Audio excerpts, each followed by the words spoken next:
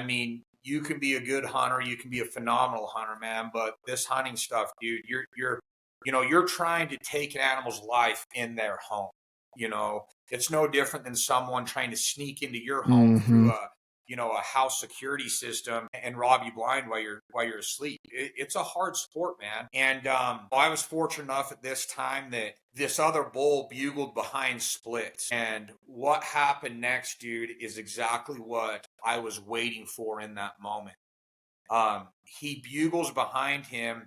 This bull's name is Johnny Ringo, and splits, dude. He lifts his head up off the ground, and the one thing I was waiting for him to do is extend that right leg. And dude, the moment that he extended that right leg, it opened up that lung cavity, and I was already settled in, dude. And as soon as I saw that, it took me 2 seconds. I already have so much tension on that release, dude. When he extended that right shoulder, I released that arrow, and I remember watching that orange fletching. Because again, I didn't know the yardage like spot on, and I was shooting through an opening. So you kind of gotta, determine the loft of the arrow, and you gotta play that, perfectly. And I remember releasing that arrow, man, and looking at that orange fletching, and there was just this oak and the opening down here, and that thing was going right in the center of that oak. And I about yelled some very seriously profound choice words mid-flight of that arrow. And thank goodness I didn't. Because, dude, I'll never forget that. It just dropped right in the top of that little opening. What's going on, guys? Welcome back to the RedBeard Outdoors podcast. I'm Jonathan, your host, and today we have an outstanding guest for you.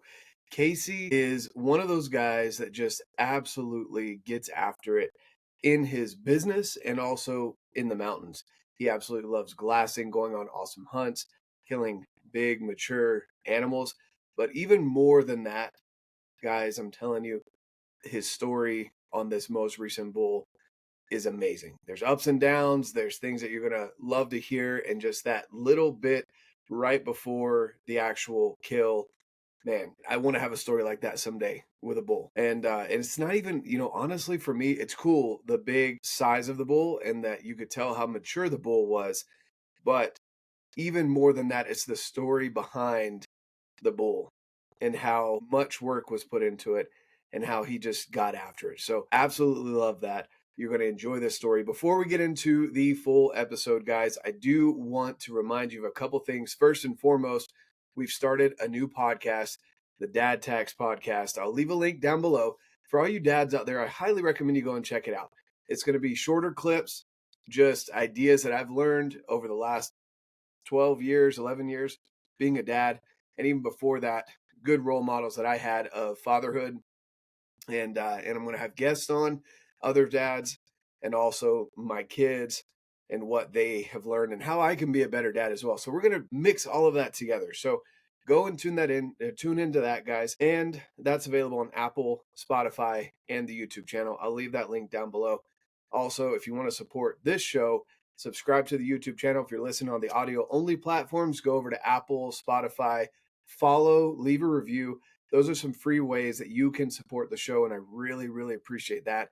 Last but not least, if you're looking to support monetarily me and my family, thank you. I really appreciate it. Go down below, and in the links, you're going to get the best pricing possible from BlackOvis to Phorm to Grizzly Coolers and all the gear that I use, Montana Knife Company, all the gear and companies that I work with. I get to provide you with the best possible discount. And then in turn, you're supporting me and my partners, and I appreciate that. So all of that being said, guys, let's get into this podcast here with Casey. I'm really excited to share his story with you about how he built up this amazing roofing company that he's built and how he got this bull down in one of the most pristine units here in Utah for Archery Elk.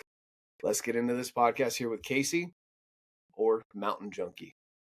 All right, guys, welcome back to the RedBeard Outdoors podcast. I'm Jonathan, your host. We have an amazing guest for you guys. I'm going to throw up some pictures if I can figure out how to edit video any better than I already do. But either way, it'll be on Instagram as well. You can check out the pictures and videos of this bull that was crushed by Casey this year. We're going to talk about that and some other opportunities that he's had this year in hunting. But more than that, guys, Casey owns a business that is doing very successful roofing jobs throughout the entire country, and for the LDS Church and many other opportunities that he's earned throughout his time of building this business. I want to talk to you guys about the entrepreneurial side of things, how you can, if you get to the point where Casey is, you can purchase some tags that you might have to wait 20 plus years, like I'm going to have to wait to draw these tags. And this is something that I'm really interested in, because Casey's only 38 years old, and he is extremely successful with the business that he has built. So we're going to get into all of that. It is Zeal Roofing, Zeal Roofing, and you can check that out as well. I'll leave all those links down below if you need a roofing job. I don't know, do you do residential? Yeah, man, we do residential, all type of material from metal, shingles, large commercial scale projects, like you mentioned, church projects. So pretty much any type of roof, we do it, man. Like I said, we're installing 3 roofs today in Connecticut. The material is a lot different out there than it is here. So we're kind of just all across the board, man, honestly. Awesome. Well, there you go, guys. So I'm going to leave those links down below for you to be able to check out while you're listening to the podcast, or afterwards as well. But with that being said, Casey, for people that don't know who you are, because we talked about this a little bit ahead of time, you're not necessarily all in for social media. You do share some pretty awesome stuff, but you're not all about the social media life. You're actually building a business, a real business, and actually getting out there and hunting. So who are you, for people that don't know who you are? Well, first off, Jonathan, want to shout out to you and thank you for letting me join today. Kind of known you from Wild Arrow. Been going up with those guys for quite some time. Ran into you, so I'm glad I could jump on it and be a part of this. So, who is Casey, man? Casey is a high-strung, super motivated, no BS entrepreneur, big-time hunter. I just like to get after it, man. Like, had a pretty rough childhood growing up. Some pretty unfortunate events happened at a super young age, and I'm always the type of guy that tries to find the positive in anything. Right?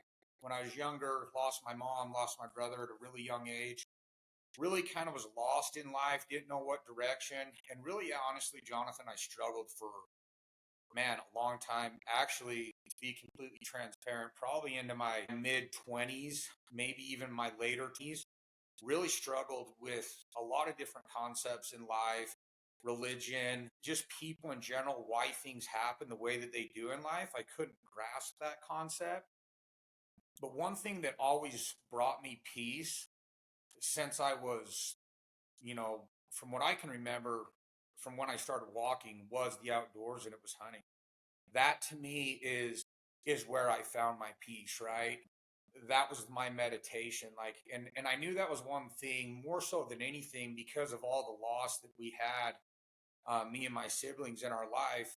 I created this perception that no matter how good of a person I was, no matter what I did in this life, somehow, some way, whether, it be God, whether it be someone else, just throwing examples out there, that they were gonna take it away from me. And I knew that hunting was the one thing, as long as I had legs, and I'd probably build a pretty rad wheelchair if I didn't have legs, so I could still go in the mountains, man. That was the one thing that always brought me peace in my life. So who I am today, man, I'm a husband. Me and my wife, we've been working on having a child. We're probably this upcoming year. Like you said, man, I'm 38, not getting any younger. In fact, we talked about this too. That is not. Yeah, we might have to card you, man. You keep saying you're 38, but you got all that salt in that pepper, so we might have to card you. Yeah, man. Husband, avid outdoorsman, and dude, I just like to give back to the community, man. That's we've built something pretty special between me and my wife, and I feel pretty fortunate today to be in the position we're in. But it didn't come easy. Mm-hmm. Lots of work, man. A lot of dedication, a lot of sacrifice, and a lot of work is what Yeah. it took. Yeah, no, for sure. And yeah, and again, building a business of any kind, especially one that's going, throughout the entire nation, and putting together roofing. And obviously you're not there micromanaging things. So you have to hire people that you trust. You have to trust your suppliers. There's so many things that go into, especially roofing, that, I can only imagine the time and effort it's taken to build up a company like that. And also, you know, my dad did roofing for a little bit up in New Jersey with some family when we lived on the East Coast. And so it's a dangerous profession as well. You know, I had an uncle that died falling off a roof, broke his neck. And so it's not, I mean, you could get complacent, I imagine, if you're on roofs all the time. You don't realize how dangerous it can be. But it's not an easy profession at all. You're out there in all sorts of elements and year round. And so, yeah, again, kudos to you for building that type of business. But I guess with the entrepreneurial, just thinking of building a business in and of itself, why did you choose roofing over so many other things? I mean, heck, why don't you go into like internet coaching like everyone else seems to do? But in all reality, why roofing? That's a great question, man. So what got me into roofing? So when I was younger, as I mentioned, I kind of was lost. I actually was, dang near homeless for almost 2 years. And I went back, I got involved with the local company here, Wadsworth, had a great relationship with the owners of Wadsworth, knew their family really well. And I was super close with a individual by the name of Ron Radden, Rad and Brother Development. He's one of the largest developers in Draper.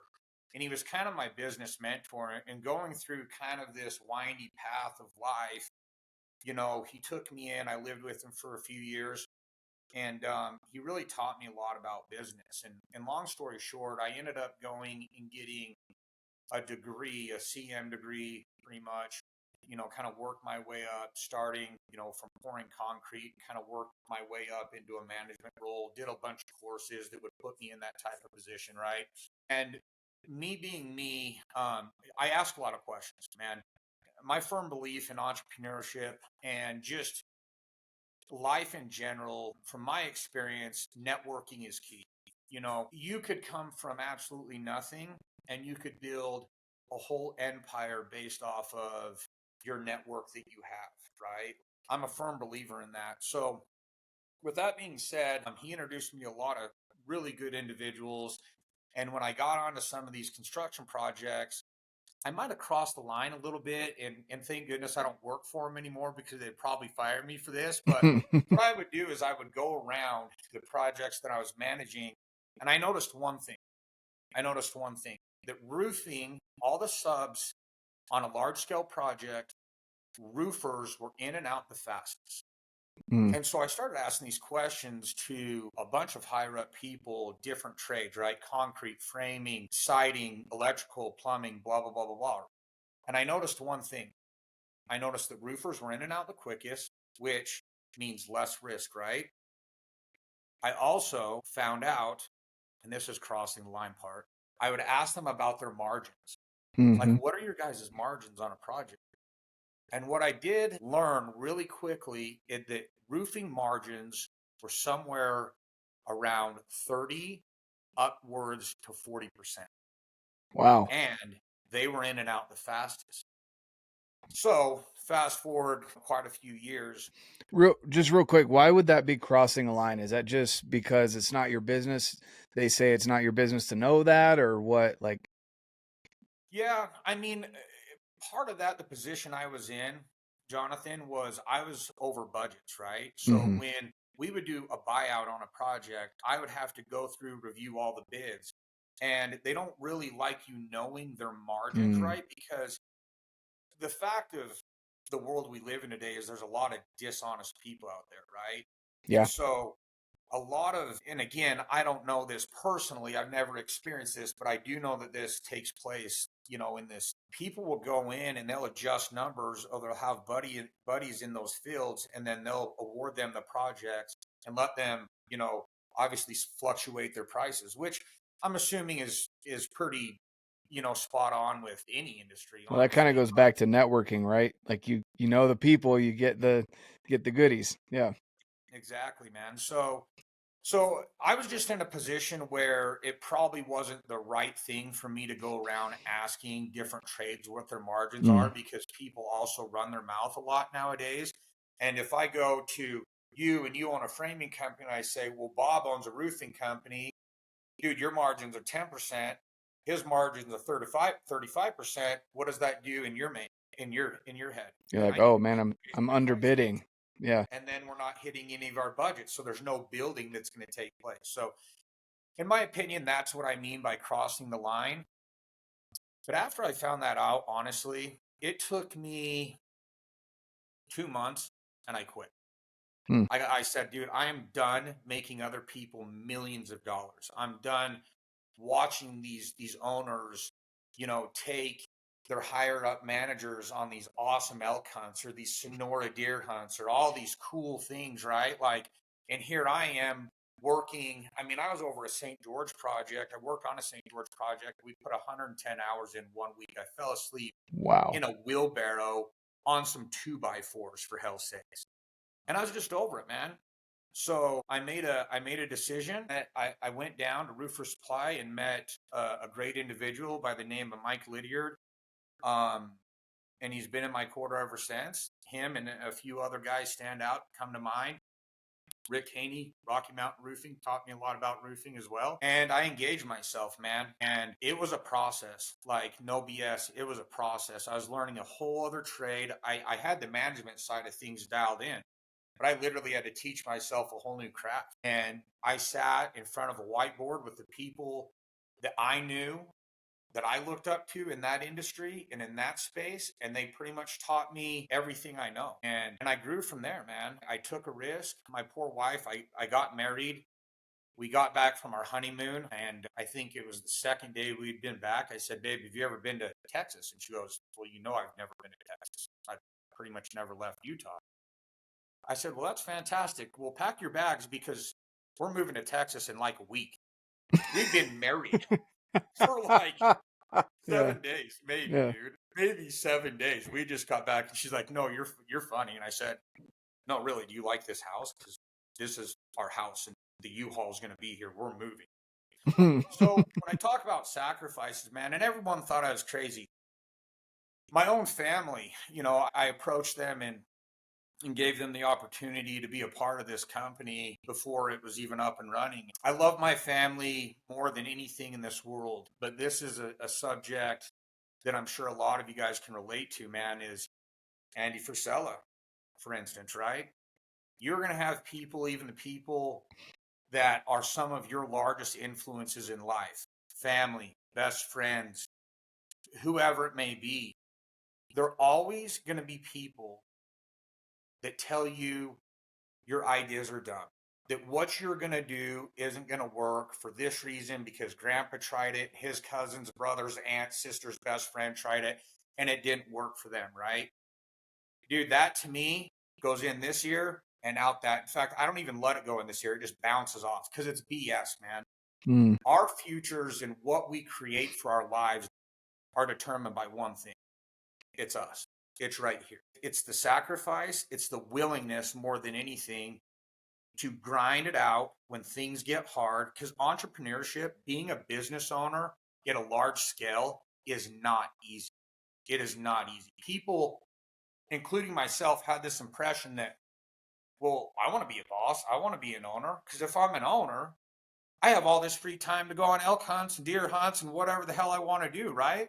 Right. This thing never stops. Yeah. Ever. Vacation, Christmas, Easter, Thanksgiving, it's always going off. And the reality of this is, Jonathan, dude, I'm a big kid babysitter. That is all I am. Very few people call me on that phone and say, thank you so much for such a wonderful job you did. Like our roof, we love buying roofs. It's the sexiest thing you can purchase. Thank you. No, that's not how it is, man. Yeah. That thing goes off and it is problem after problem after problem after problem. And it's my job to find the best solution possible in the quickest way possible to make my clients and my customers happy, right? We are protecting their largest investment. Your roof protects your largest investment. Everything inside of your house that we think is the most valuable things that we own is protected by that. So it's my job and my company's job to do the best thing possible. And I'm a big kid babysitter, man. I mean, and yeah, it sounds cool and sexy to be like, yeah, I'm the boss, I can make all the rules. But in all reality, who takes the responsibility at that point? If you're working for someone else, they have the responsibility in the end. You can quit and go to a different job. If you're the boss, you get that responsibility. You're getting the phone calls, you're getting the negativity, and you're right. Like it's one of those things that people don't come to you with anything good. You know, it's always there's a problem or this, and they don't call you and say thank you. I can imagine every once in a while you get a good Google review or something like that, but it's not the the majority of the time. And so yeah, that is the reality of owning a business for sure. Yeah, absolutely. And dude, we do get a lot of people that are very happy with the work we do, and that's what makes my job. That's the reality is we all love money. So I'm not going to sugarcoat it. Besides the money, dude, like those, not even the reviews, but like when me and my wife, you know, we go take a gift basket or give a thank you card, like to see the look in that homeowner's eyes and the relief knowing that they hired a reputable company that did a good job and that they're safe now and that they know that like the job that we just did fixed, we were a solution to their problem. That's what that's what fills me up, dude. That's what Mm-hmm. like fills my heart up, honestly. We did a job right across the street from BYU. This house was built, and we just finished this job a couple weeks ago. Older couple, they bought this house. It had 5 layers of shingles, 2 layers of wood shake. The house was built in 1820 something, and they Had they just just stacked like, all. I was gonna say they just stacked it up instead of fixing the issue. Oh man. Dude, Mm. no plywood. We had to tear it all off. Very, very, very difficult job, right? Not to mention the pitch on it was a 2312 pitch. Mm. That is like this. So my guys were Yeah. tied off. Yeah. And they did their due diligence. They had probably 8 different companies come out there. And I was the most personable. Not one other company sent out the actual owner of the company. They were either door-to-door guys or just a sales rep or a manager, right? A job like that. And honestly, man, I touch base with every single one of our homeowners. They know me on a personal level. They have my cell number. They know me on a personal level. And I really think it's the little things like that that can either make or break a company. Starting a company in today's age is a very, very, very difficult thing to do. You either have to have a ton of funds backing you. Me and my wife started Zill with no money. We literally started this company, man. I wouldn't say that we were super struggling, but we were struggling financially. And we were just smart in the beginning. I think a lot of people that start businesses have that impression, like we touched on, that being an entrepreneur or a business owner is just something, it's a gravy train. Mm. It's not. People make a lot of mistakes, right? You get that first $50,000 check. That's a big deal, right? Mm-hmm. A lot of people take that money. They don't structure their bank accounts the right way. They don't hire a CPA for tax reasons, et Mm-hmm. cetera, right? And then they throw that money into an account and they just start swiping that card. We're rich. Next thing Mm-hmm. you know, you haven't done that job and you're like, well, where did the money go for the material? Where's Mm-hmm. this, that, and the other? Yep. Structuring a business is key if you're going to be an entrepreneur. We didn't really start, what's the word? We didn't really start buying things. We didn't really start, reaping the benefits of this business until we had quite a bit of money, almost $500,000 saved up in a bank account. And then at that point, I felt secure. Coming from, you know, the loss and stuff like that. And a lot of it was my own fault, man. Like I made some poor choices when I was younger and I didn't have a lot of stuff. And money to me, when we started making money, I just gripped onto it. Like I was almost obsessed with it. Mm-hmm. It was like someone new on Instagram or social media, just checking, just scrolling like, oh, I got a new follower, Mm-hmm. right? Or whatever it may be. I would just watch that bank account and anything that came out, dude, it would just fill me with so much anxiety. I like almost made being a business owner unfun. I was so anxious about it, right? But once I learned money management and once I learned I didn't have to do this by myself and I hired a CPA like me and you were talking before we jumped on this, they helped me really understand investments and money and where to put this money, where and why, and how to have your money make you money. And that's ultimately the goal. I'm 38 years old. I only honestly want to be working, man, And I'm so ADHD that I'll always have my You'll be hands. doing something. Yeah. But roofing, man, like I've got another 10 years, in my opinion, of running hot and heavy. So I'll be 48, maybe even 8 years. I don't know. And I'm going to sell this company and build a cabin on a bunch of property where I can listen to elk bugle out my back patio. And dude, that's my plan. And Mm-hmm. that's why I do it, man. And to give my wife the best life that I possibly can.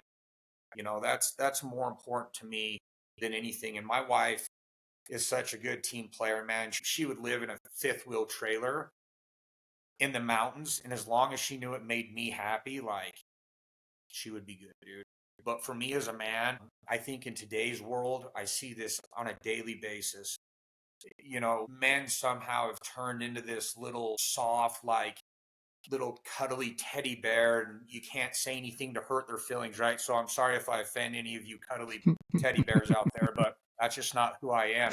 Yeah. I'm pretty black and white, but it's our job as men to take care of our families, and it's our job to figure out the right avenue of what that looks like. And for every person, man, it's different. I'm not saying you have to make $1 million a year. I'm not saying you have to make $100,000.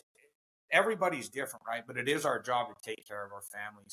And in this dynamic of people sitting around on social media, looking at all these people, thinking that this is how life is going to be and it's not going to take any work. It's just going to come to me if I make a few posts on Instagram. Yeah, man, excuse the language, is bullshit. It ain't going to happen. Exactly. And it's so true, because stuff can be taken away super easily if you don't have anything physical or those relationships to build off of. That's definitely a big thing. Going back to kind of circling back on the networking aspect, you always need to be truthful to who you are. And I hate to say, like, don't be the person that's not trying to offend people when you speak, but be respectful, but also true to who you are whenever you're meeting someone, no matter who it is, because you never know who that person is. I mean, if you've read, The Millionaire Next Door, the big hat, no cattle mentality kind of deal, you don't necessarily need to be nice to the person pulling up in the Lamborghini versus the grandpa that's pulling up in a minivan and is wearing, jeans from Walmart that are worn through. You be respectful and be true to who you are to everyone that you meet, whether it's in your business or whether it's in your neighborhood or at the grocery store or whatever. I've had a lot of experiences that way as well, where especially in the outdoors industry, it's so tiny. It's so tiny. And people don't realize that I've seen so much in just the couple of years that I've been doing stuff with different companies in the industry. You see people move from company to company to company, or that one person does marketing for 3 of the companies. You never know until you get to know that person. And so it's super important, like in your profession, where you were true to who you were, respectful to the right people. And I feel like you asked the right questions. You found out the information that you needed, and you didn't go around spreading that knowledge to everyone and causing problems. But you, due to the relationships that you had, you were able to sit down with those people and gather more knowledge and then create your business based off of that. It wasn't just going to those people and saying, hey, what can you give me?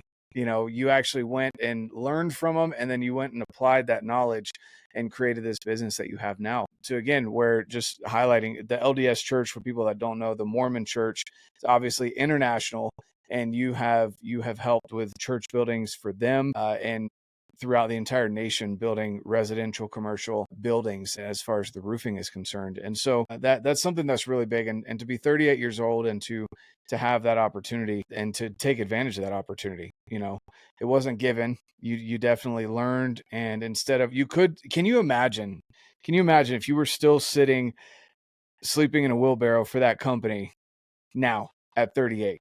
Oh, yeah. Man. No, I couldn't, and it's a great company, man. I mean, a lot of my family members, still work for that company, Mm-hmm. and they make a great living, man. Listen, at the end of the day, what it comes down for me is like, what's important to you? No one can make that decision but yourself. I wasn't the type of guy, I've never been the type of guy, played 5 sports in high school, all state in many of them. I've actively stayed in the gym since I was Start working out when I was 14, and in everything that I do in life, man, I tie to either hunting, the physical aspect of hunting, the ups and downs of hunting, or I tie that to the gym. And why do I do that? I do that because if you look at the gym in this perspective, what does it take to have a phenomenal physique? What does it take to be in good enough shape to hike, Provo Peak, Mount Timpanogos, and what we do, on a day-to-day basis up here on the Wasatch Front? Like diet, rigorous exercise, commitment, and dedication. And you want it more than anything? Time. People never, well, let me back up. People that understand fitness and understand the gym also understand being a business owner, being a phenomenal hunter. You want to know why that is? Because they understand to reach a goal, it takes time. There's so many people out there nowadays that watch, these influencers on social media, and I keep tying on that a lot because I know that that's how it is. I get drawn into that trap as well sometimes, and I start looking at these people's lives, and they're pulling in a Bugatti or blah, blah, blah, blah, blah. And, dude, the reality is they probably rented the damn thing, drove it a block down the road, took a video of it, and then they got 5 minutes to get it back. And if they're a minute late, they're going to get charged $1,000. But everything that we're touching on right now, dude, takes time. And I relate that to the gym. Like, I've competed. I've worked out consistently since I was 14 years, now being 38 years old. And I'm going to get done with this. I'm going to go step on the stair climber, and I'm going to head to the gym and lift weights so I can start training for my next hunt. Diet takes time. Results take time. Not just in the gym, in hunting, to be a good hunter. If you want to be Andy Frisella and have one of the most phenomenal podcasts and nutritional businesses out there, it takes time. You want to be an owner of a nationwide roofing company, it takes time. Everything takes time, but for some reason at today's age, everyone just wants it now, now, now, now, now. And if you can't have it now, now, now, now, now, I'm not going to engage myself in doing it, right? I've had many people ask me this question, dude. I don't know what to do with life. And I've given a lot of my good friends a lot of opportunities, even to the point saying, dude, I will buy this business because I know you have a passion for this and you're in a rough spot right now. Let me help you walk this path and we can create something phenomenal because we both love, like building trucks or whatever it may be. Like I'm an avid truck enthusiast. I love building jacked up, stupid freaking trucks that cost way more, way too much money. Like I love it. And it's funny, man, people really have a hard time engaging in that because the majority, probably 95% of them, you know what they'll say to me? Well, dude, I don't know how to do that. well, yeah, I'm sure you don't because you've never done it. But do you have a passion and a drive to do it? Well, yeah. Okay, so engage yourself and learn how to do it. Like no brain surgeon just popped out of the womb and was like, I'm gonna work on a brain. Like, no, dude, it takes time, right? So I don't know. It's a unique subject, man. I could touch base on this for a week straight, honestly, about the lessons I've learned and the mistakes I've made, in kind of the path that I've had to walk to do this. And you made a great point, man. Like, being an entrepreneur is one of the best things and the best accomplishments for me personally that I have ever done. It's given me freedom. It's given me, a beautiful life. It's given my wife a beautiful life. It's allowed us to do things that your average person doesn't get to do. And I don't take that for granted because it can be gone way quicker than it showed up. Just like that. It takes 2 poor business decisions, depending on the scale of your company, sometimes 1, and you're done, man. You're absolutely done. So you have to engage yourself. You have to constantly educate yourself. You have to watch the market. You have to live this. This isn't something that I do. It's just like hunting and the gym. This is not something that I do when I feel like I want to do it. This is a lifestyle. This is what I live day in, day out, morning, lunch, night, holidays, all the time, man. I live it. I live Yeah. it, but I get to reap the benefits of my sacrifices. Exactly. So, Exactly. And that's the thing too, is it just depends on what kind of lifestyle you want. And if you're, I always remember this, I'm sure other parents said this as well, but my dad always told me this, if you want to be the garbage man, be the best garbage man that you can be. Smile at the people, leave them notes, whatever, wave at people, honk your horn, do that kind of thing. Be a part of the community and realize like that's your pivotal role in that community, and be the best that you can be. And if that's enough to support the lifestyle that you want, great. But don't sit back and complain when you don't have things that other people do when they've busted their tail like you have, or things like that. And that's the biggest thing for me, is when people sit back and complain about, well, I wish, or wouldn't it be nice, must be nice, that phrase that Cam Hanes throws around, must be nice. It's like, yeah, but also what did those people do to earn what they have? Again, whether it's building the networking, whether it's building an actual company, whatever it may be. Even if you are an entrepreneur, maybe you're not someone that has the mindset or the capacity to want to own a business and to deal with your phone ringing consistently and having to deal with those problems and the adult babysitting and things like that. If you don't want to deal with that, then be the best at what you can be. And maybe you're making someone else more money, but show your value with whatever it is. For example, with Phorm, from my limited understanding of people that are looking for promotions inside of headquarters at Phorm, they're required to do X amount of book reports. They have to show that they have actually educated themselves on certain business principles on these books, that they have an actual library that is like, it even says like, be quiet, whatever people are reading, and they have like nice couches, and they usually rotate them out, but there's 12 to 15 books that are in there for people. You can take a book home, whatever you want to do. You don't even have to check it out with a library card or anything. You just take it home, you do a book report, and that's how you show your value. What are you doing at your job, etc. And so there's nothing wrong with being an entrepreneur, as long as, again, you're doing the best that you can be, providing value to that person that started the company, or the boss, or whoever you want to say, and build yourself up as the company grows as well. Nothing wrong with that whatsoever. You can do just as well doing that as you have at being a business owner. yeah, man. And when it comes to business, like, I don't want to say that being an entrepreneur is the only way by any. I couldn't do what I do, man. Like, I couldn't do it without the people that you're talking about right now. And honestly, man, another key point as a business owner, I think you have to be open to ideas. Like, I'm not the end all be all, man. Like, I want to surround myself, honestly, with people that are better than me. Mm-hmm. When I was practicing, I started kind of, for lack of a better word, my professional hunting journey when I was 13. I lost my mom when I was 11 years old. Came up here. I worked at Sportsman's Archery off in 90th South with Big G during the FMP days, full moon production days, man. I had some phenomenal mentors in every aspect of my life. And I was talking to a young individual.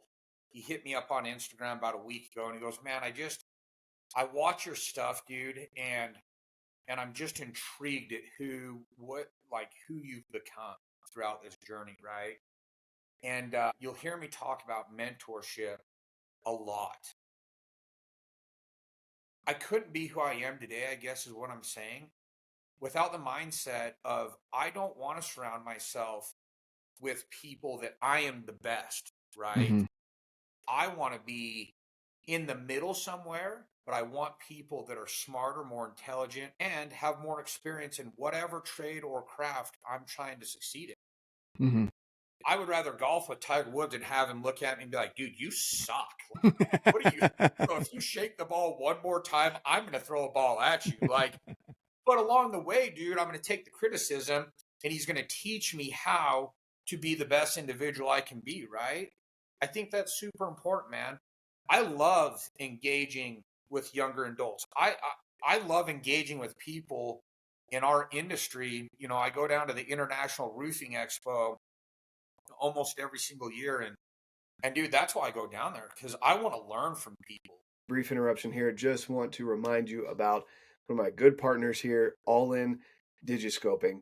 Ollin makes amazing mounts such as the Nexus system, so you can swap from your camera to your spotter to your binos to whatever it is, to your phone mount, whatever you want to mount onto your tripod.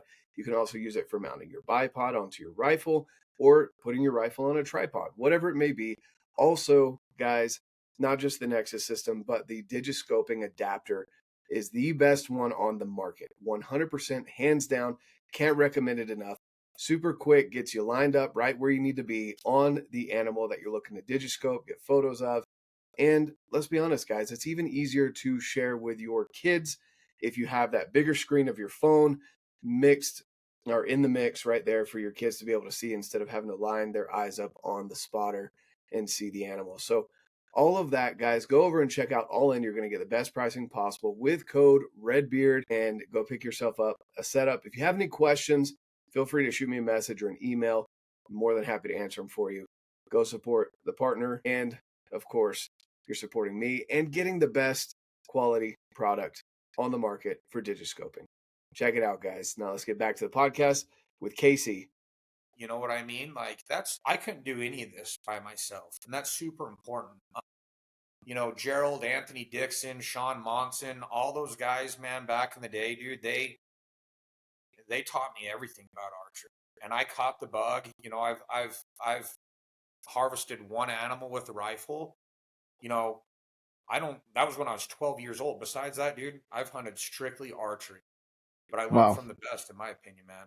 Yeah. Yeah, no, that's awesome. And again, you know, you've put yourself in situations where you genuinely learn from those people and you apply what they taught you. I think that's a big key, you know, for me as well with archery. And I've said this, there's less than a handful of people that, or probably exactly 5 people, that if it wasn't for them, I wouldn't be into archery.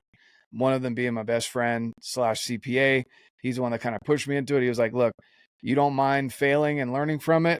You have harvested a couple animals with your rifle. You like physical fitness, and you said how much you enjoy the fall colors changing. All of those things tell me you need to get into archery. And I was like, okay. So, you know, that, and then Wild Arrow, and mainly Jeremiah and Mark up there. You know, if it hadn't been for those 2 guys dealing with all my questions, which again, and I've harped on this before too, don't go in with stupid questions like, well, what color should I get? You know, like, go in and get like actual questions, genuine, do your research at home, then go into these people that you would consider mentors or experts and ask them follow up, more in-depth questions, not, you know, should I shoot Victory or Easton? Like, you know, that's kind of a preference thing, but it's something that if it wasn't for those 3 guys, and then, you know, there's 1 or 2 people on social media that you could tell, yes, they're sponsored, but they don't try and sell you stuff. They just want you to get out there and learning from them as well in their journey, and not putting these people up on a pedestal, because humans are humans. And anyone that has put someone on a pedestal understands that that person has their faults and can cause you some heartache if you do that. So don't do that, but learn from these mentors just like you did and like I have, and apply that knowledge, and then go back to them and provide, hey, I did this, this, and this. Maybe I failed or maybe I was successful, but share that with them, and that will make their day as well. Just like you enjoy it whenever you meet the families that you've done a roof for and they appreciate it. Or when you do get the random phone call or Google review or whatever, that is a good thing. It helps you out as well. It makes you feel good. And so, yeah, be that person. Learn and genuinely go and apply it. Don't just waste people's time if they're trying to share some knowledge that they've learned over decades of experience. So with that, let's pivot into, you killed a friggin' stud bull, and I'm still kind of pissed that I had to leave like 3 minutes before you got to Wild Arrow and you had this massive thing in your truck. You know, guys, all the antlers behind me combined probably would not be the amount of antler that was on this bull. On top of that, the body of that bull was fantastic. I mean, just a massive bull. So Casey ended up purchasing, for those that don't know, ended up purchasing a tag for a unit that is very coveted unit here in Utah. I'll let you decide whether or not you say the unit, but I'm still looking to draw. So that's one of my units. So I may not say it just to keep people away from there. But, it was a very coveted unit here in Utah. Some of our big bull limited entry units are fantastic. I had the opportunity to go down to one of them this year and do cow spike, and man, the bulls were ripping. And I was, of course, all the bulls came into me and no cows. Right. So I was within 20 yards of probably 5 or 6 different bulls during that week I was down there. And I just was like, really, guys, like, I swear the DNR puts some pheromones or something on your tag so they know you don't have a bull tag. But anyway, you went down, you were going after one bull you named Tomahawk, which, holy crap. And palms are sweating right now talking about these bulls, dude. So Tomahawk was the reason why you purchased that tag. And I'll let you decide if you want to tell that story or not. And then I don't even know the name of the bull that you killed, but it's friggin' fantastic. So talk us through that. Maybe you start with Tomahawk and then how you transition over to this other bull that you did end up tagging out with. Yeah, man. So it all started, one of my best friends, Connor Rollins, me and him, we run around in the hills nonstop together, right? So I've got to give Connor a lot of credit for this. I mean, sometimes I wonder if Connor and Martin have jobs, like, with how much they're up there chasing. They always find the good, really old. They're talking about these old majestic bulls. I'm like, man, I'm good with anything legal. So.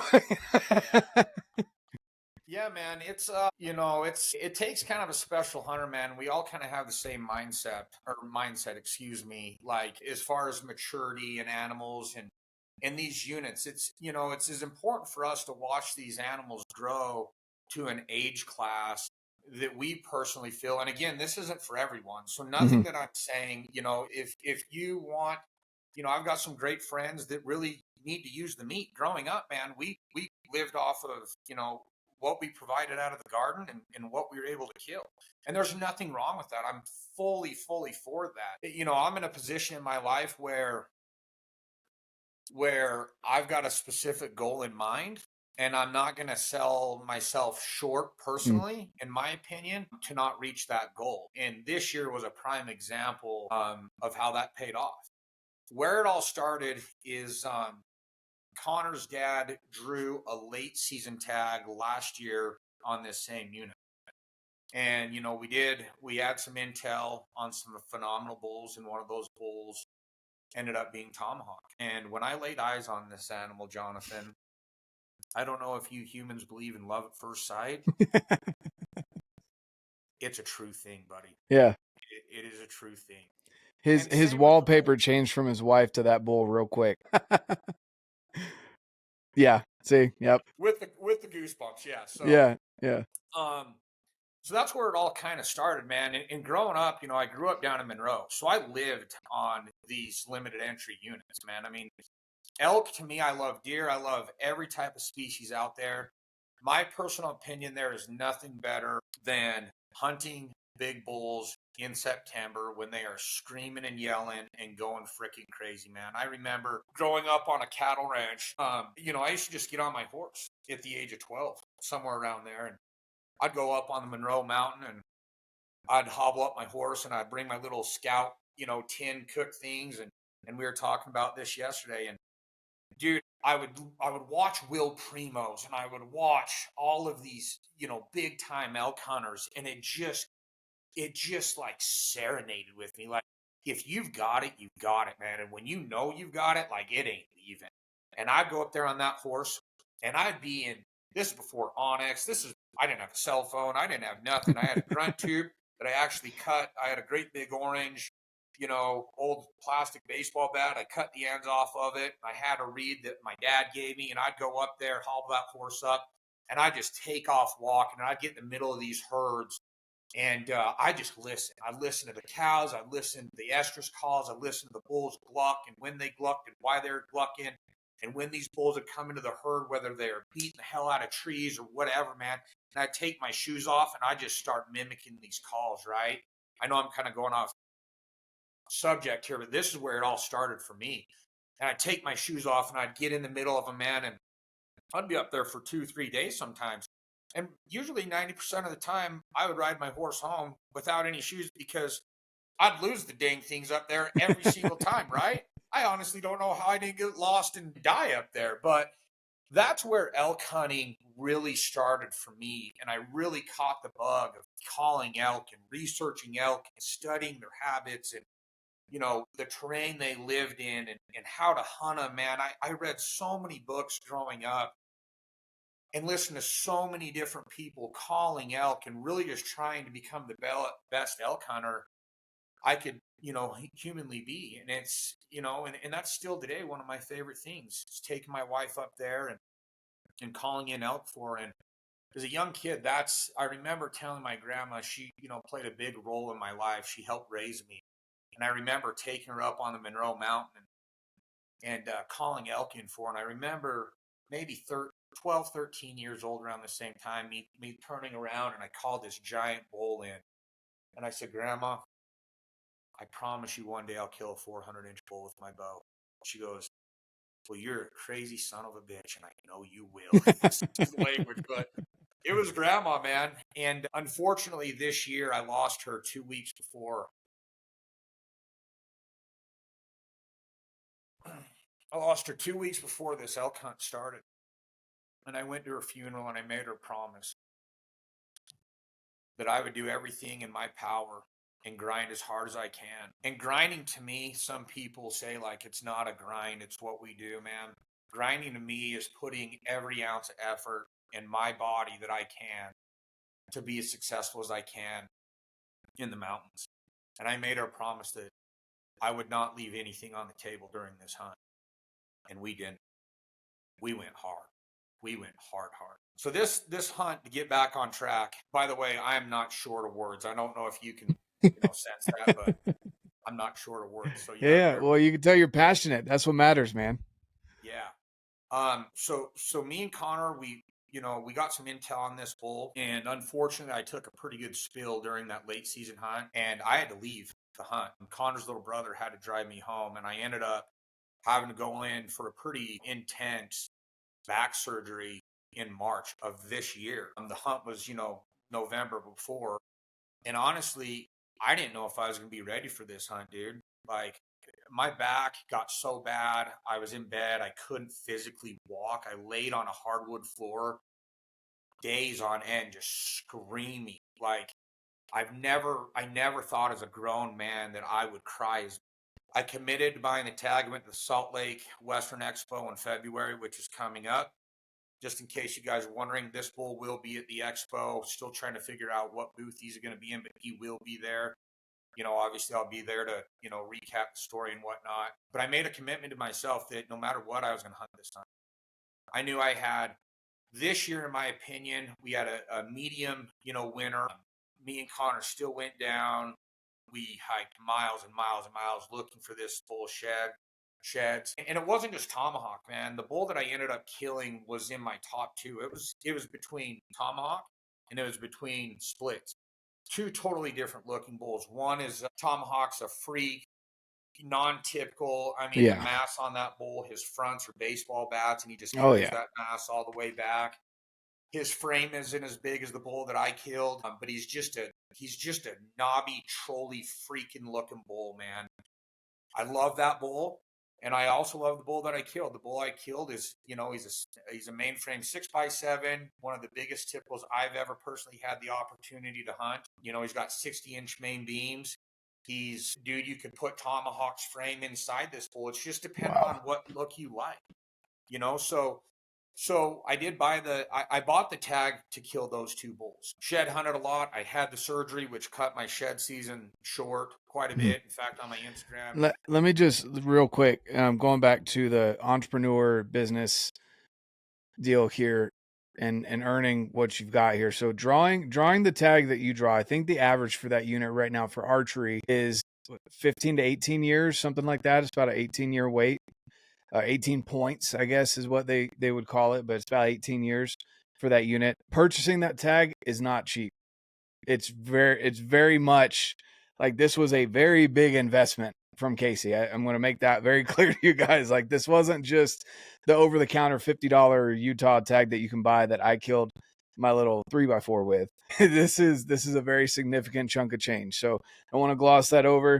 You know, you can talk to Casey about whatever you can imagine the price on that, but very expensive tag that you bought. So anyway, now that you're invested in this hunt. Yeah. Invest in the hunt. We tried to buy the hunt at the Salt Lake Expo, and my little brother told me to pull off the tag. And he's one of Ryan Carter's. It's a unique dynamic, man. I'm really good friends with Ryan Carter, and my little brother's one of his top guys. And we went to the expo together. Connor was there and whatnot. And I actually pulled off purchasing the tag for one of Ryan's clients. And I knew that they were selling one more of these tags at the Mule Deer Foundation. So, you know, me and Connor, you know, our wives, we went down there, and I outbid a lot of high-end people to get my hands on this tag, man. I was fully committed to doing it, and it was a hefty price tag, I'll tell you that. Very hefty price tag. And that's where it began.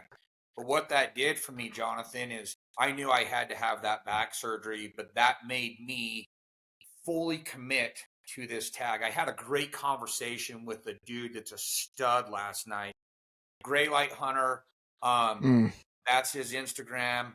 Marlon, if you don't follow him, if you don't know him, he is a mule deer fanatic. He is a freak. And I had, we were supposed to have a 10-minute conversation yesterday, and we had a 3-hour conversation yesterday about this. But he said one thing to me that stood out, man. He said, never have a backup plan, because once you have a backup plan, then you have a backup plan. If you don't have a backup plan, you have to fully commit to what you're committing. You have a way out. That makes sense, right? Yeah.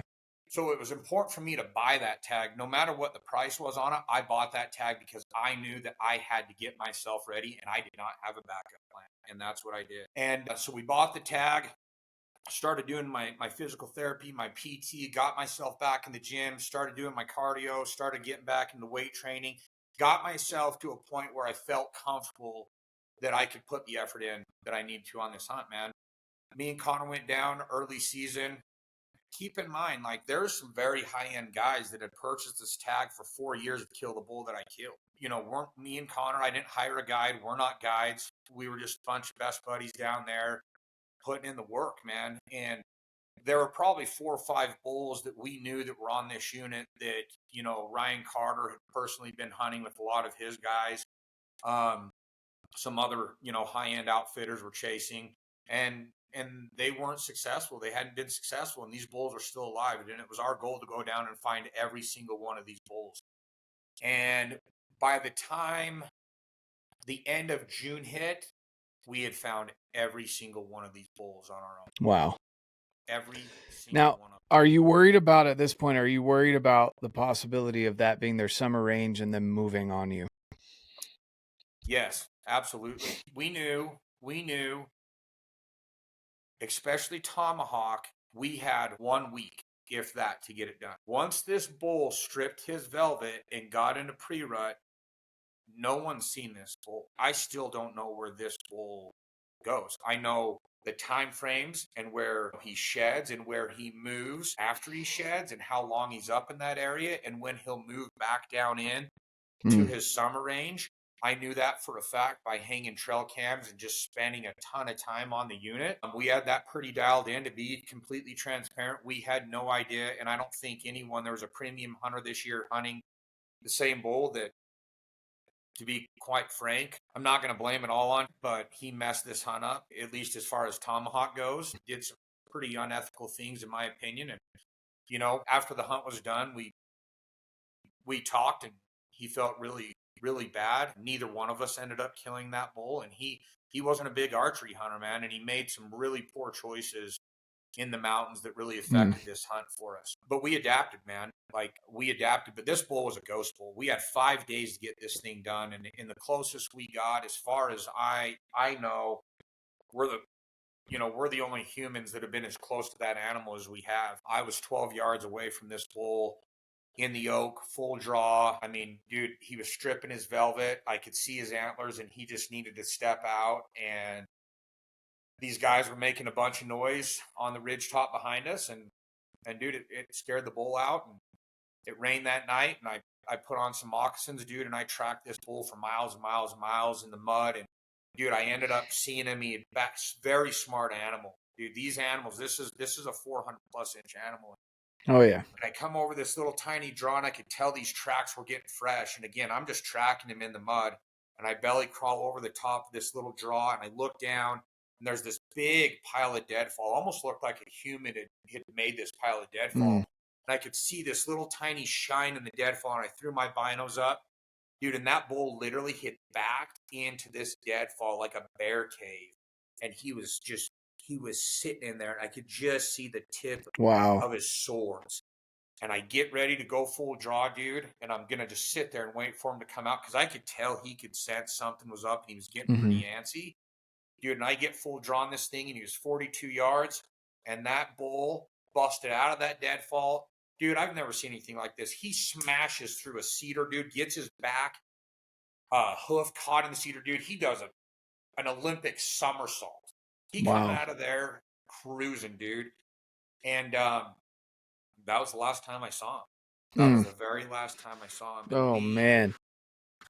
We freaking hunted for another. We were on the unit, you know, pretty much straight 25 days plus hunting this animal. And we hunted for another 5 days looking for him. Ran into almost every bull he was running with, you know, in his summer grounds. Found every single one of those bulls. Dude, I passed up. I called a bull in. We named Tidal Wave. He was, you know, some people put him mid-70s. Some people say he could break 80. I was full draw, 23 yards broadside, dude, and I passed on him. And that's what I'm talking about. Goal in mind, man. I could throw this picture of this bull up here, and most people would say, dude, you are the dumbest human I've ever met in my life. But we couldn't have killed what we killed if I would have shot that animal. So we hunted him for, like I said, another 5 days. And I'll never forget it. It was on a Monday. Me and Connor, Tad Rollins, and Josh Payton met back at camp. Those are everyone that was involved in this hunt. Can't thank all of those guys enough. You know, I'm a pretty sincere guy. And you know, they know how important what that meant to me. Love all of them, man. Solid individuals. And I couldn't have done this without them. But we got back to camp, and I said, dude, we've got to, you know, time's winding down. I've got a lot of time, a lot of money on the line, and we've got to, you know, kind of pivot and make a different game plan. And there was one bull that stood out to me, man, and it was splits. And that bull had a place in my heart just like Tomahawk did, man. Different looking bull. And honestly, to be completely honest, the only reason that we didn't hunt Tomahawk, you know, the first few weeks of the archery hunt was because we knew that Splits, the bull that I killed, was going to be the most hunted bull and had been one of the most hunted bulls on that unit for the last 3 to 4 years. And so in our mind, we figured, you know, all these top end outfitters were going to be hunting this bull. And we thought where Tomahawk was, not as many people knew where this bull was living. And that's what really kind of pivoted our decisions to go hunt Tomahawk versus Splits. Dude, I love both bulls the same. I wouldn't pick one over the other, honestly. It's whether, you know, you want to kill a world record typical or do you want the world record non-typical? It's just preference. You know what I mean? And so we made a decision. We needed to go turn up Tomahawk, and we split up in the areas that he was in, and Connor came over the radio. It was a Monday night, September 9th, and he was kind of feeding me full of BS. You know, I can tell when Connor is serious and when something's a little bit fishy. He's like, I'm like, what are you seeing, man? He's like, dude, he sent me a couple pictures of some, you know, 350, 360 class bulls. And he goes, would you shoot this bull? It's a really pretty bull. And he said, no, absolutely not. I will go home empty handed before I settle and kill a bull that I haven't had my eyes on. And we get back to camp, and he's got this kind of Connor smirk on his face. And I said, you found him, didn't you, bud? You found him. And he goes, oh, no, you tell me. And he shows me this video, man. And sure enough, it was Splits. And that bull had moved, you know, quite a ways down in a deep canyon. Super unhuntable bull, if you want me to be completely honest. And I had some competition. One of the best hunters that's ever hunted archery, that's walked this planet Earth, in my personal opinion, was hunting this bull, and at the time I didn't know this, but he had actually been hunting this bull the whole hunt. Randy Ulmer. Wow. Randy Ulmer, man. Yeah, I mean, even talking about that Yeah. individual gives me goosebumps. And I have nothing but respect for Randy, and I have nothing but respect for Ryan. Ryan's one of my greatest friends, and I can't say enough about Randy Ulmer. I actually went into Ryan's camp Monday and shook Randy's hand. You know, I'd kind of known him and met him a few times from the FMP days, and he'd always been an inspiration to me. And you know, he's got some health issues right now, and I wish him nothing but the best. I hope he can pull through this. It's not really looking good, so my heart goes out to him and his family. But he was hunting this bull, and they kind of kept it hush-hush. They didn't want us in there because, looking back, they knew. I think they knew we'd be a problem child in there. And so, you know, Connor shows me the bull, and he was way down in this, man, down in the bottom of this canyon. And the biggest problem is I knew I could get close to this bull, but he was living in 15-foot tall oak brush. And I don't know if any of you guys have hunted oak brush on the Wasatch Front. It's awful. When you go freaking start hunting 15-foot tall oak brush, we got a problem. And so what we did is, you know, we were in camp and we got on Onyx and we made a bunch of waypoints because I knew that I'd have to start hiking down, you know, well before it was light. You know, we made some pins of where the bull had been living and you know, he was screaming his butt off down there. And so I started hiking pretty dang early to get down there. And again, at this time, I didn't know that Randy was hunting this bull. And, you know, our waypoints were kind of A, B, C, D, E, F. And, you know, we had like, you know, a pin of where the bull was the night before. And that was our jackpot pin. And as I was hiking down this ridge, I'd come on the radio and say, okay, guys, past A, like Lone Survivor, you know, small slicker, like Miller, like I'd hit these waypoints. And I remember Connor and Josh telling me, dude, you're cruising. Like, you are cruising. Like, you're covering good ground, dude. We're in a great position. And I could hear these bulls bugling down there, and so could the guys. But it was dark, and I didn't know if it was him. Again, this is kind of, you know, this is the morning of September 10th. So these bulls are still, you know, rounding up cows, especially these more mature bulls, man. You know, on this unit, they won't keep the same herd of cows. They'll breed, and then they'll push those cows along, and then they'll go miles away and find another hot cow. So I got down in position, and I could hear this bull bugling, which in my mind I thought was him. And I hung off the back side of this ridge, you know, until the thermals kind of got right and changed. And I remember coming over the radio and telling Connor and Josh, I said, dude, I can hear this bull bugling. Like, you got to let me know if it's him. I'm in position. I am at the final waypoint. It's still dark. You know, I don't see any pressure. I don't see any headlamps down here. Like, we're in a good spot. And I got in this little tiny meadow, and I remember looking around me, and I'm like, well, I hope this is the meadow that we marked on Onyx, because, dude, I'm surrounded by oak, and I have nowhere to go at this point. And it gets light, and Connor comes over the radio, and he goes, dude, it splits. It splits. Where are you at? And I said, I'm in the meadow. And he's looking, and he's like, dude, I don't see you in the meadow. Like, where are you at? And I said, I'm on Onyx. I feel like I'm in the meadow. And I come to find out that there was two little meadows. There was one, and when I'm talking meadows, I'm talking about 15-yard openings. Okay? That's a meadow in the area I was in. Yeah.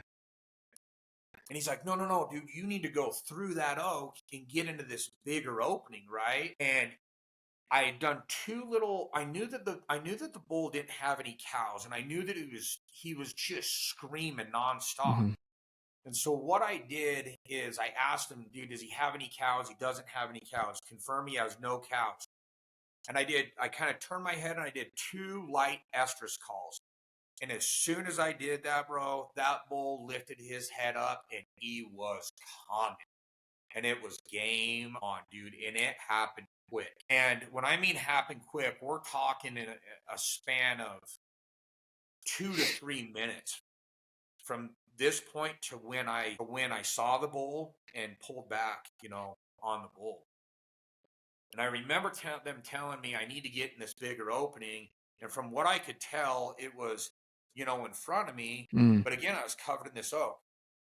Dude, I ran up and down this little opening. I was surrounded. And I found this little tiny, looked like a rabbit trail about this big. And I'm, you know, I'm 6'2", you know, 220. I'm not a super small guy. Dude, I shove my bow. I shove all my crap through this little opening, dude, and I belly crawl through this freaking oak brush. And as soon as I get on the other side, I come around this cedar, and I could see a cedar. It was kind of a unique opening. And again, we're talking about a 60-yard opening here. And I thought, and from my vision, it was kind of this opening, and then there was a finger of oak, super thick oak, that blocked me from the opposite side of the opening where the bull was funneling into. And so I figured if I got to this little oak that was maybe 8-10 yards in front of me, I thought it opened up a shooting lane to my left that I wouldn't be competing with that oak that was blocking that other opening, right? Well, I remember taking 3 steps, and the sun was just coming up over the mountains, and I took 3 steps, and I heard this loud noise, and I know this bull was coming, like, fast. Mm-hmm. I heard this loud noise, dude, and I will never forget this as long as I live. I look up, I can just see this bull, and I can see his tines and his swords and his frame, and he is just pushing through this oak, dude. I can't see his face. I can just see, like, maybe from his seconds, maybe his thirds up, and the sun's just beaming off this animal's antlers. And, dude, I've helped guide, you know, a few 400-inch bulls. You know, one of the owners of Wild Arrow, Jeff, I had the opportunity to guide him on the beaver unit when he drew, and phenomenal bulls. I have never been taken away in awe as much as I was at that time. To see an animal of that caliber walking at you, and something that you've waited for your whole life, like you hear these stories and you watch these, you know, you watch these videos growing up, Will Primo's, Realtree, and all these guys, man, and you've just implanted this moment in your brain for so long, and to see such a magnificent animal walking at you like that, especially with the sun hitting his antlers, dude, I like almost froze. Like I almost got so in the moment that I almost forgot that I was hunting. Like honestly, dude, I was just like I was sitting there and I was like, this is not happening right now. Like, what is going on? And dude, it took me a minute to realize, like, holy hell, dude, like, get ready. Like, dude, this is going down right now. Like, get your shit together, bro. Like, you practiced and waited for this your whole life. Like, it's go time. And unfortunately, man, I was in the wide open. Like, I didn't make it to that cedar. I had no cover. I was in the wide open. I still had that finger of oak that was blocking my shot. And where I was standing, I figured where he was, I figured he was roughly 85 to 90 yards away, working my direction. But I knew that where I couldn't really shoot past that oak, you know, finger that was blocking me. And I figured my shot would be roughly 40 at longest. If I had to kind of shuffle and get a better shot, you know, the longest shot I'd have was 60 yards. So I shoot consistently enough that I know I'm shooting one pin slider, so I dialed the 40, and I know if he's 60 yards, man, I'm at the top of his back, and it's going to drop right in where I need to. If he's 20 yards in, man, I'm holding at the bottom of his brisket, and it's going to, you know, double lung in. So I dialed my pin to 40 yards. Dude, and this bull comes out in the opening, and he's screaming, bro, and he's walking, and I pull back before he gets out of the yoke. I pull back, and I feel like I'm at full draw for 3 minutes, dude. And I bet I was at full draw for 2 minutes. And this bull's walking, dude. He's eating freaking leaves and acorns off the trees and crap, and he's screaming.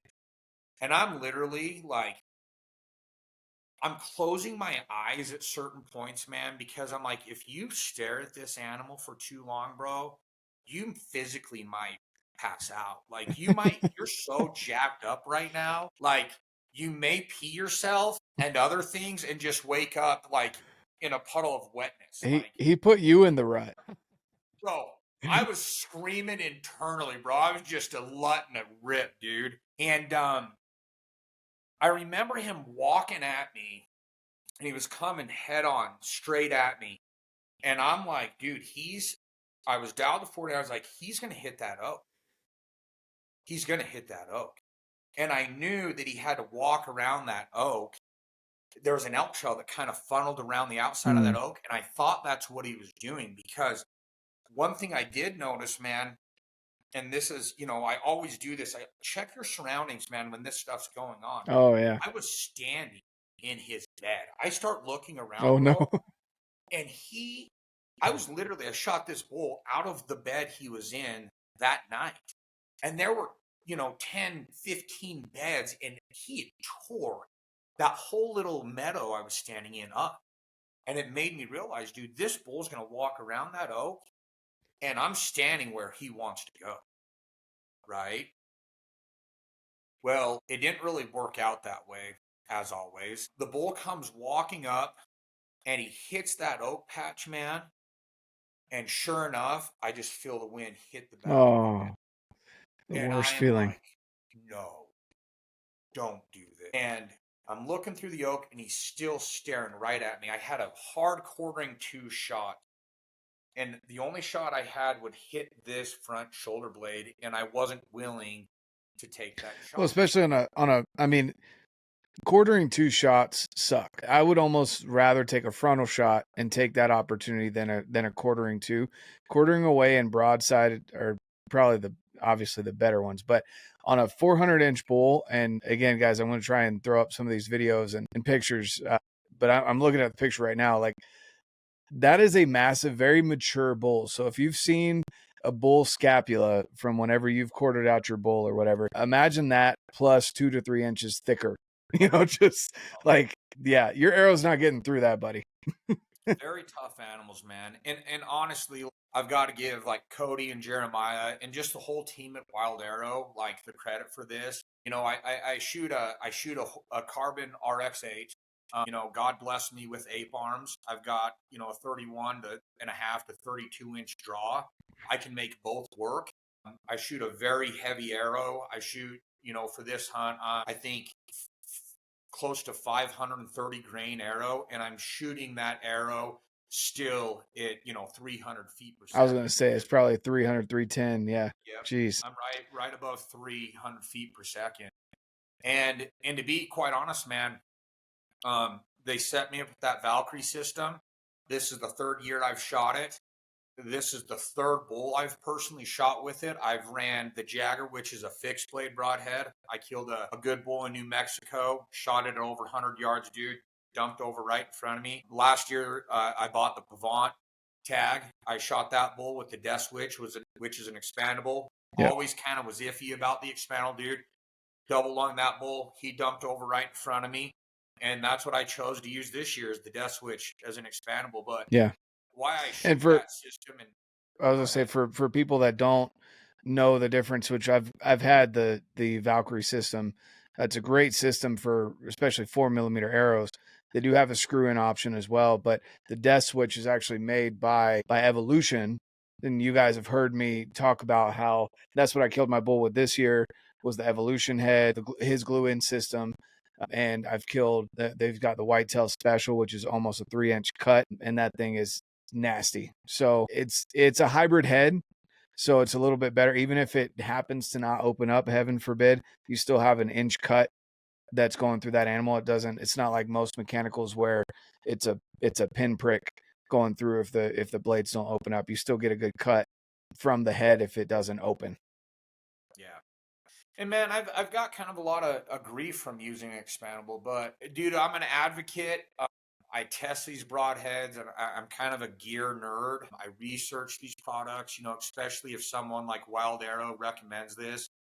you know, they do a phenomenal job at always setting up my bows and just my whole system in general. And they always set up my system specific to what species and terrain, you know, I'm hunting in. Like, I knew with this unit that I had the opportunity and a good chance, man, at having a bull come on just straight on, dude. And I wanted a system that I know I could bury that arrow in his chest and that thing was going to blow out his butt, dude.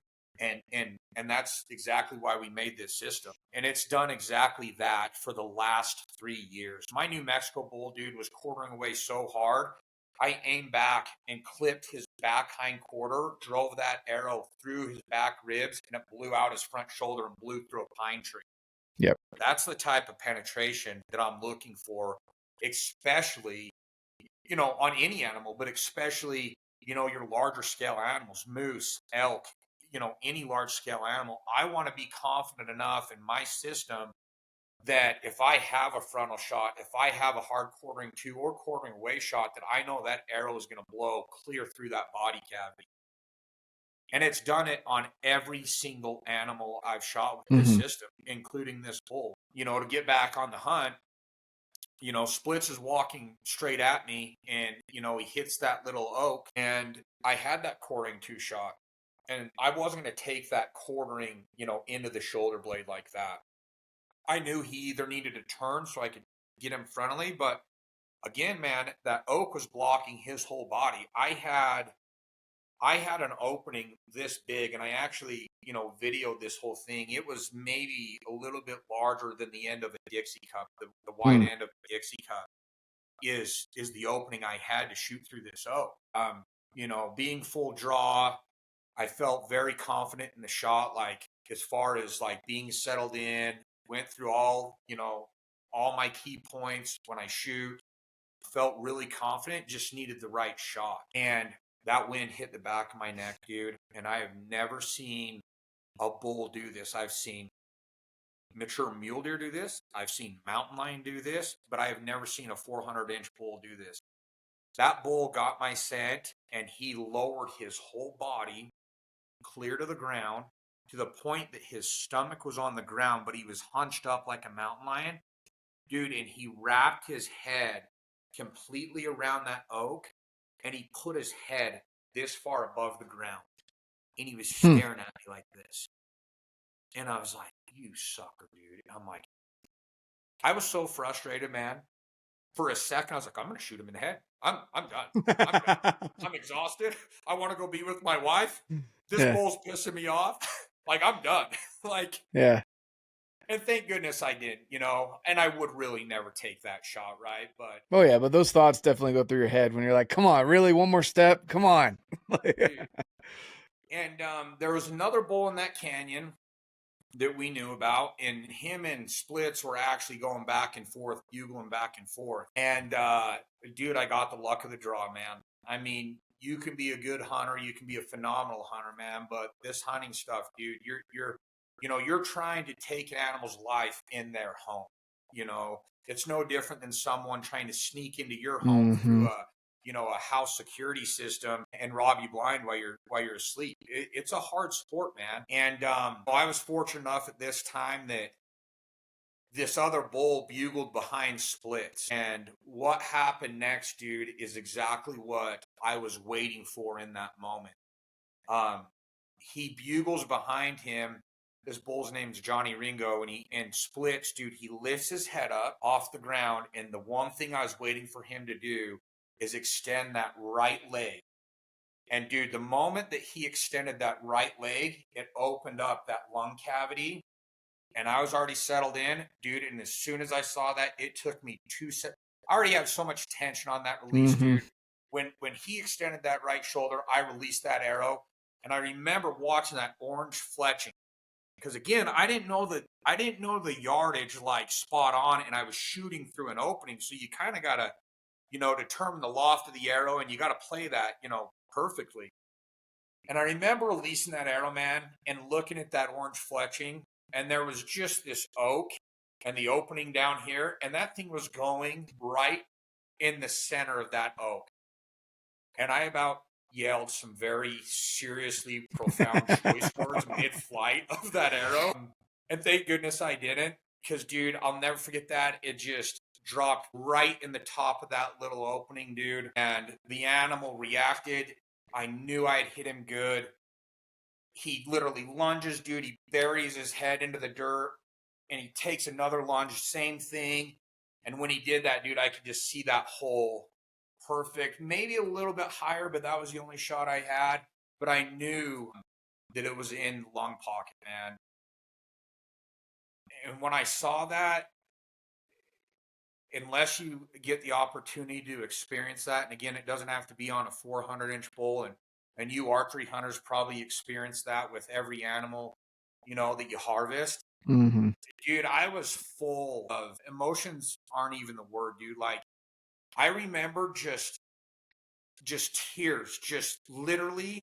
I was beside myself. I was blacked out. I was crying for some reason. I didn't know. Like, I was just full of so much emotion, man, and so much gratitude at that time, because I knew I'd put a good shot. He was still quartering really hard to me, and actually, I can see some other pictures to throw up here, but that arrow went through his right side, flew clear through his body cavity, and exited out the opposite hind quarter and created a hole about this big. Mm-hmm. And when I mean exited out his hind quarter, I mean through the bone, like through the bone. It looked like I had shot that animal with a 300 Ultramax. It was insane. But at the time, I didn't know that. What I did know is that I'd put a good shot on the bull,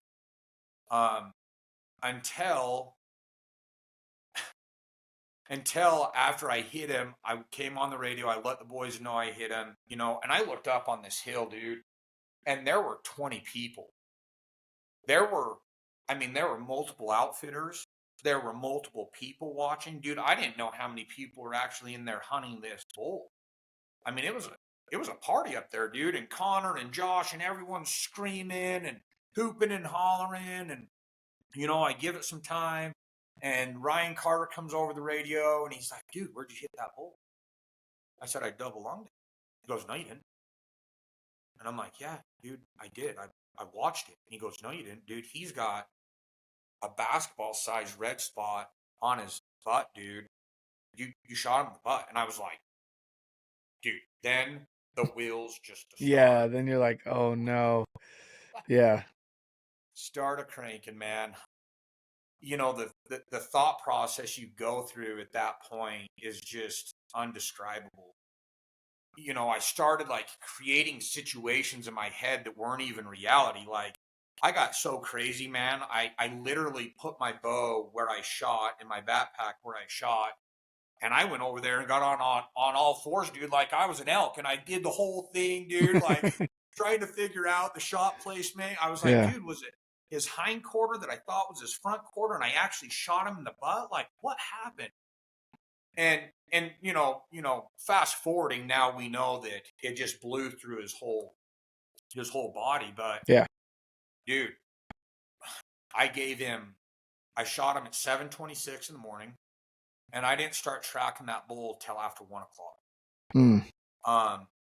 And I walked up and I found his tracks, dude. And while I was waiting for the guys to get down and just giving him time, because this time, them telling me that he had a big spot on his hind quarter, I was like, dude, maybe I don't know where I shot him. So an animal that caliber, man, the amount of respect I have for that type of animal, I knew that I wanted to give him, many hours to expire. And I didn't want to risk, jumping the gun and going and jumping, that animal. So we waited a long, long time. I'd walk up and I'd follow his track to see if I could cut blood. Dude, I didn't find 1 ounce of blood. Not 1 ounce of freaking blood, dude. And it made me super, super nervous. And as the guys ended up, eventually getting down there, I could see these thunder clouds like rolling in. And I said, guys, we gotta hustle. Like, it's going to start downpouring. And on this unit, man, like when it rains, I don't mean like it drizzles. I mean it like dumps. Tsunami rains. Yeah. And so, dude, we started tracking, and I was on my hands and knees in this oak, dude, just looking for his track. And I started kind of looking up, dude, and what I saw instead of blood was just this long strands of tissue like this that were just wrapped around the yoke. And I followed that for a while. And long story short, dude, like I was just crawling, like tracking this bull, and I'd only gone maybe 100 yards. And, unfortunately, Tad had to work, so he wasn't up there when I shot the bull, but we called him, or Connor and those guys got him on the phone, and he left his job, and he came up, and we were down tracking the bull, and he was coming down the ridge that I originally hiked down. And, I remember him asking us, dude, any blood, like what's going on? And we were all kind of, I wouldn't say down, but we were kind of down. Oh, yeah. We were very, very docile, like what just happened? Like this isn't making sense. And Tad comes over this ridge, dude, and I remember him coming on the radio and said, dude, I thought you weren't a rookie. And I'm like, Tad, what does that mean? Like, what does that mean right now? He goes, dude, stop doing rookie stuff. I'm like, Tad, if you can't speak English right now, I don't want to hear your voice. Like, I'm not very happy right now. Like, stop talking to me. Like, that's such a dad thing to do too. And he goes, dude, that bull is piled up 10 yards in front of you, man. Get off your hands and knees. Like, what are you doing, picking up acorns? And I'm like, what? And I hear Connor start screaming, and Josh is, to my right. And I'm like, dude, did we just do this? I mean, some of these videos, and we're going to eventually release this on a YouTube channel so everyone can enjoy this and my Pavant hunt from last year. And dude, when I walked up to Connor, he had seen the bull, man, and just the reaction on his face, like I knew at that time that we had done something extremely special. And dude, I walked up to this bull, and he had piled up. He had actually only ran about 110 yards, maybe, and he had piled up in the middle of the yoke. And I actually had a hard time walking up to him, man, because I knew that was an experience. Not only have I waited my whole life, but it was a once-in-a-lifetime experience, dude, and I really wanted to take it in, man. I sat there and hugged all my buddies, and dude just looked at the bull and admired the bull, man. And that's a feeling that I'll never forget. And Connor got a little impatient. He's like, come pick this sucker up. Like, and man, I went and put my hands around this animal, dude. And, we kind of pulled him out of the yoke. And I remember thanking Grandma, and I remember thanking everyone, and thanking the animal. And dude, it was such a cool experience, because once we got him out of that oak, there's a picture of me with my head down, and I'm saying a prayer, thanking the animal, and, pretty much thanking, God for giving me all of these experiences that we've touched base on today, a few of them to put me in the position in life that I could have the opportunity to do something like this. And man, it will always go down as one of the most memorable, emotional experiences I think I'll ever go through in my entire life. It was crazy, man. I got done saying that prayer, and I'm holding this animal, and my head's still down. And as soon as I get done saying that prayer, dude, lightning just everywhere, dude. And you want to talk about goosebumps, dude, and the sound that it filled with these canyons, because we were in a bunch of steep, like desert-looking canyons, right? In the echo, it was almost just like, I don't know, man. It was something that you have to be there to experience. It was awesome, man. And all the guys there, Tad's wife Andrea came down and got to experience that with us, and the thunder's going off, dude. And we're just looking at each other like, is this real right now? Like, this is insane, man. And we got a ton of photos with him, hooping and hollering, and dude, we just took it in, man. We didn't rush ourselves. We caped out the animal, and we just took in the moment, man. And it was not the easiest pack out, especially after having back surgery, but I enjoyed every second of it, man. Every single second of it. And I can't thank, everyone that had, a part in this, especially the dudes that I've mentioned that were up there. I can't thank them enough. And Wild Arrow and everyone, Crispy and everyone that supports everything I do along the way, I can't thank them enough. Yeah, no, for sure. Again, you know, there's a lot of build up to that, you know, from 12 all the way to 38, hitting this bull, having the lows of not finding any blood, which is always the worst. And, you know, then you're second guessing yourself. And did I overestimate how well I placed the shot and all this? And I think a lot of archers have been there. I still consider myself pretty green into archery, even though I've been, you know, doing it 5-6 years. Definitely very green compared to you, but I've been there as well.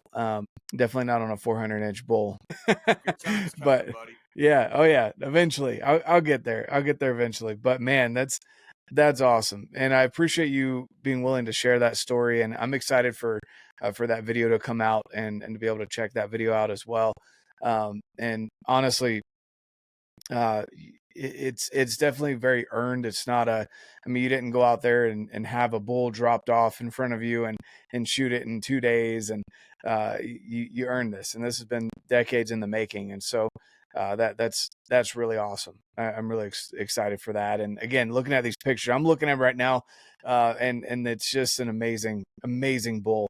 Tomahawk was awesome, but I honestly, looking at the two, if I had to choose, I'd say you got the better bull. That's my opinion. I know you went after Tomahawk for a while, but I'm a clean. I like typical. That's definitely my style. And this thing carries mass everywhere, and he's so wide. I'm even more mad that I wasn't there whenever you came up to show him off at Wild Arrow. But I was so excited. I know. You guys are gonna be there, and you'll get your chance to see him, man. Yeah. I mean, Oh yeah. you know, I know that you've got a trip planned during the expo and whatnot, but you'll have your chance to see him, dude. He's you know, Tracy Jacobson's doing the mount. He's doing a full comp, world-class mount. He's gonna have this bull go around to, you know, all of his shows. So, you know, I'm a true advocate and a believer. And for me, man, it's not just taking an animal's life. Hunting for me is way deeper than that. I want to make that a known point on this thing is for me, man, it's everything that builds up to that moment that makes the hunt for me. Taking an animal's life, man, that's a living creature, and you need to respect that. Mm-hmm. You know, you wound an animal, you got to do your best to recover the animal. You wound more than 2 animals, in my personal opinion, man, you're done. At least I'm done. You know, people can argue with me about this all day long, and that's just my own personal opinion, man. Like, I'm not in this game to go prove to an animal how great of a shot or how great of a crappy shot I am. I'm there to do a job, and I'm going to do the best job I can at it, man. And if I haven't done my part in practicing, you know, whether it's, you know, physical fitness or whatever it is to prepare for this hunt, man, like, I have no right being out there chasing these animals because they're living creatures, and you got to respect them. Hunting to me is a lifestyle, dude. Killing an animal is the pot of gold at the end of the rainbow, but you know, the preparation to get there, that's the true enjoyment of hunting to me. Knowing that I put in the time where these animals live, and I've committed myself to my craft to be the best that I possibly can be, man, that to me is hunting. And if I can't dedicate myself to doing that at the fullest and best, you know, of my ability, then I'm doing a disservice to the sport, the people involved in the sport, the people that came before us that have walked this path and this journey and have succeeded. You know, the Fred Bears, the Randy Ulmers, Chuck Adams, all these guys that, you know, I've looked up to my whole life, man. Like, it's doing a disservice to them. That to me, dude, the journey is what makes hunting. No, for sure. I couldn't agree with you more. And we're going to have you on for a second episode because I have to run as of 25 minutes ago. So I told you I'm not sure to work, look, I wanted to do it. I was going to cut it off and be like, all right, guys, you have to come back for the second episode right in the middle of the story.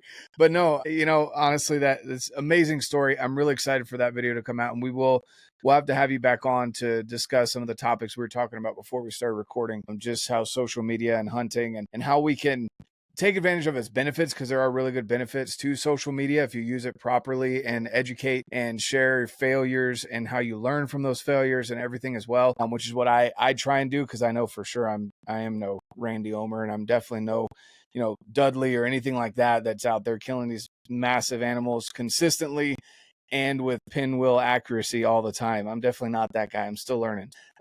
Anyway, with that being said, guys, I'm going to leave the links down below for Zeal Roofing, where you can find Casey or Mountain Junkie on Instagram. Obviously, I'm going to put some pictures up and some of the videos that Casey sent over for you guys to have for your viewing pleasure. May B-roll it here at the end or somehow fit it in, depending on my editing skills and if I can figure this thing out soon enough for the podcast. But with that being said, again, Casey, I appreciate your time hopping on here and telling your story, and we're going to have you on again. Is there anything else that you want to leave with the audience? At the end of the day, guys, your life's in your hands. Don't let anybody determine what your life looks like. Business-wise, relationship-wise, hunting-wise, your life's in your hands. Go out there and get it, man. Put your best foot forward, grind, educate yourself, surround yourself with good influences, good people, good mentorship, man. And more than anything, guys, give back. Give back. Mm-hmm. If you don't give back, what is this life worth? It doesn't matter what it is, hunting, business, you know, any of those things. It's super important for me to give back. If you guys don't ever have any questions, you know, always reach out. You know, Mountain Junkie, you know, he'll post my Instagram handle. Any questions you guys have, feel free to reach out. I'll answer anything you guys have. Awesome. Well, again, I appreciate your time, Casey. And guys, go and check out, again, if you need a roof, Casey will take care of you. If you need to go look at a beautiful bull, something that you'll probably never shoot in your whole life, go check out his Instagram page, and something to aspire to, right? You aim for the moon and you fall amongst the stars, right? So maybe you'll hit a 380 one day. But anyway, with that being said, thanks so much, Casey. And like I always say, guys, get out, live your life, and love it. Thanks so much for tuning in to that podcast. Hope you enjoyed that conversation. Casey's an awesome individual. He really is. He's built up this amazing company, this roofing company that is all across the nation and works with the LDS church and residential and everything in between, guys. Go and check it out. If you need a new roof, go reach out to Casey. And of course, that elk story, my goodness, I can't wait to have an experience like that myself. I've got a couple bulls under my belt, and those are hard enough. So I can't imagine something of that caliber, that maturity of bull. That was awesome to hear about from Casey. So thank you so much for Casey coming on. Thank you for tuning in, guys. And again, leave a comment down below, any questions you may have about this story or about, you know, how Casey built his business, etc. And again, guys, check out the links down below if you're looking for even the best community to be a part of, First Phorm Outdoors, or any discounts on any gear items as we're getting into the season of let's get your gear ready, get it dialed so you're not worried about it when it comes to actually using it during camping season and then into hunting season. So let's get the gear that you need ahead of time. Don't procrastinate it. Get the best pricing possible down below. And I appreciate the support, guys. Have a fantastic day. Subscribe to the channel. And like I always say, get out, live your life, and love it.